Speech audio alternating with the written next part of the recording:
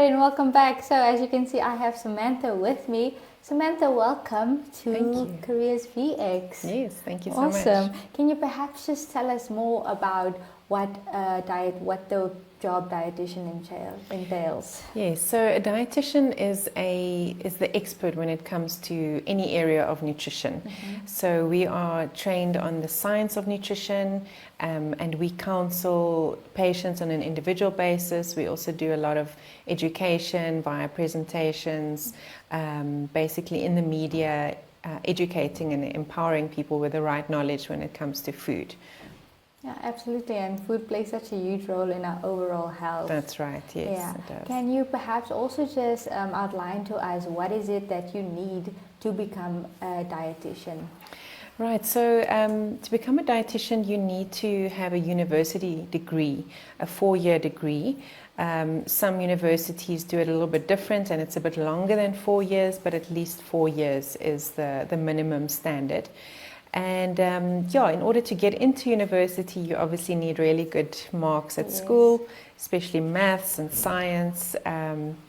Besides the academic part, I think you need empathy and patience with people, and you need to be kind of passionate to work with people, because it's very much focused on people. Yes. Yeah.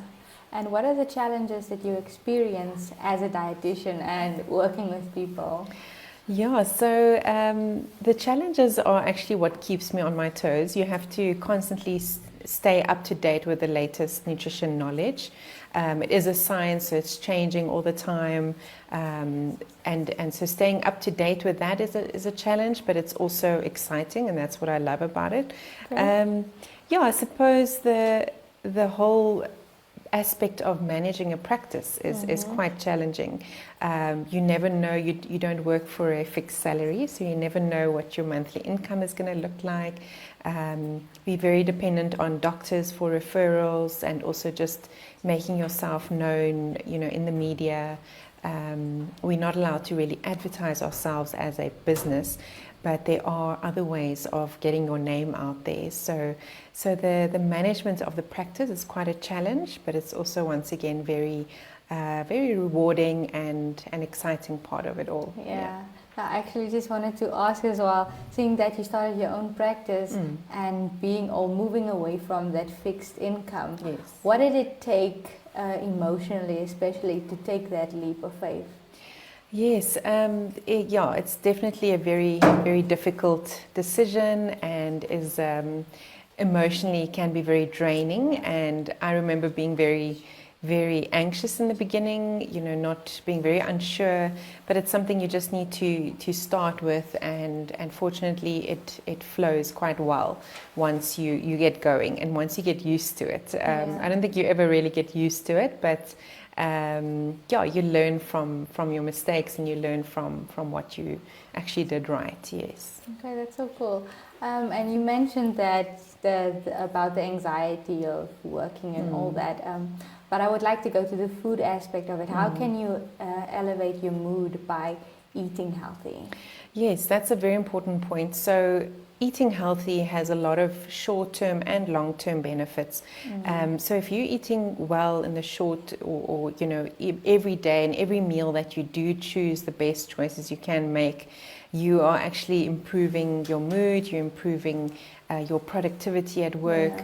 So basically, just choosing, I believe in what we say as dietitians, is to go back to the basics. Is choose food in its whole form, and any food in its whole form, fresh fruit, vegetables, will give you the nutrients that you need for optimal health, and also optimal mental health.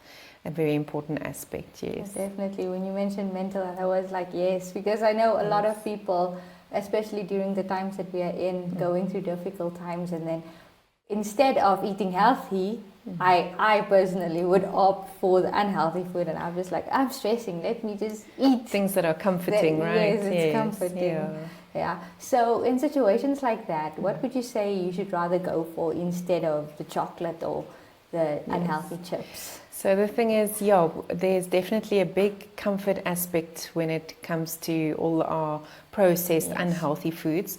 And it's usually because it's got a very high sugar and fat content and even salt as well. That combination tells our brain that that's amazing and kind of gives us a hug, our brain a hug. Yeah. But fortunately, we can get that from a lot of healthy foods as well. So you just need to choose well, like I said, focusing on vegetables and fruit as much as possible and experimenting with ways in which you can actually improve the taste. I'm thinking of things like a broccoli soup, you know, just adding a little bit of cheese to it already gives it a bit more of a fat flavor or gives it that fat which improves the flavor, improves the comfort value of that food. And things like a stewed apple and oats for breakfast, you know, with cinnamon. Once again, very comforting, so you can make healthy food comforting. Yes, hugs your brain. That's right. Yeah. But what's interesting about that is if you focus on healthy foods, even if they are comforting, like the ways I explained now, it doesn't give your brain that huge reward, so we don't tend to overeat on it, and that's what's different about all the processed unhealthy foods. That's interesting. I actually never knew that. Yeah. But it makes sense if you think about it. Yeah. And so what foods can we eat to boost our immune system? Yeah, that's the hot topic at the moment. That is. I'm so glad that everyone is aware of that now more than ever before. So yeah, unfortunately, there's no one food that can do the magic, but we need to look at a variety of foods. We need to make sure we're getting a little bit of all the food groups that we need. Definitely focusing on vegetables and fruit once again, and especially the different colors. The more color you can bring into your diet, the more your immune system is supported through the variety of nutrients that you get from those vegetables and fruit. So the thing is, if you can have one portion of vegetables or fruit in a day, you're already doing your immune system a big favor. So building on that and eventually aiming for about 5 portions really improves and supports your immune system. Optimally. So yeah, that's it in a nutshell. I can go on the whole day, and that's exactly what we do in private practice. Is we work on an individual basis and we build on what the person is already eating and helping them to find ways of improving their diet further. Now, food is such a broad aspect. This probably a lot more that we don't know. That's right. But as a dietitian, how did you know, as a student or a learner, how did you know that this is what I want to do? What do you need to actually enjoy what you do? Yes, so at school I knew that I wanted to go into some kind of science and medical field, and I started off with a Bachelor of Science at UCT. And fortunately at UCT, the way that their courses are structured, once you complete your Bachelor of Science, you can continue with a honours and a master's, honours program firstly in nutrition and dietetics. So going into more depth into nutrition and dietetics after your Bachelor of Science. So that's how my journey went. And you know, at the end of my Bachelor of Science, I had a variety of options, working in a lab or working with people. And fortunately, nutrition crosses a lot with the medical field, and that's exactly how I decided to become a dietitian. Yes, does that answer your question? No, it definitely does answer my question. And just what are the qualities that you need to continue what you do? Yeah, so you've got to be comfortable with a bit of public speaking. I know it's not all dietitians' favorite part of the job, but because we do so much advocacy, educating, it is part of our job. You need to feel self-confident. You need to be able to work with people, like I mentioned, and you need to be able to multitask. I think with most jobs it is like that. You wear so many different hats in a day. It's not just one thing that you do.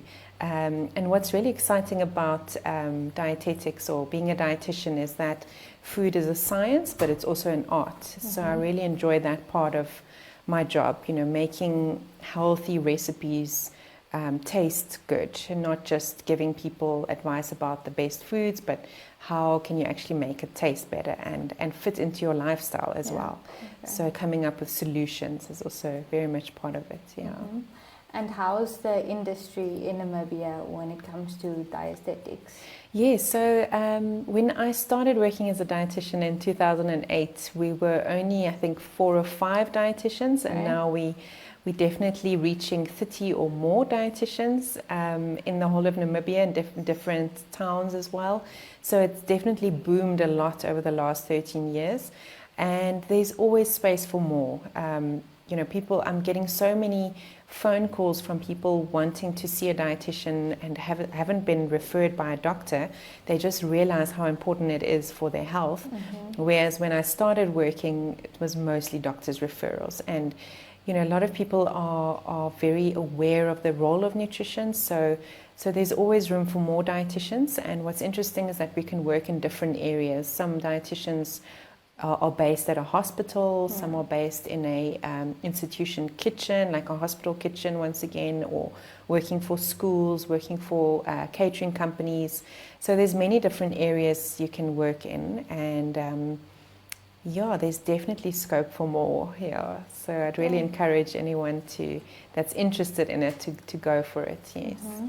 Okay, and just to end off, to anyone out there that wants to start living a healthier life and start eating healthy, what would you say would be the next step from now and a healthier life?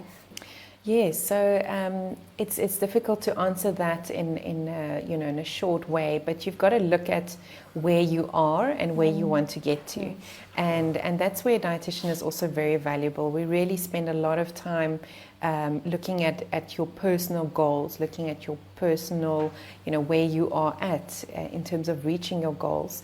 And any small thing that you can change. We know that lifestyle behavior change is not easy, but starting small and building up on that, I think, is a wonderful way. Yes. Awesome. Thank you so much, Samantha. It was very insightful talking to you. Yes. So stay tuned for the next profession.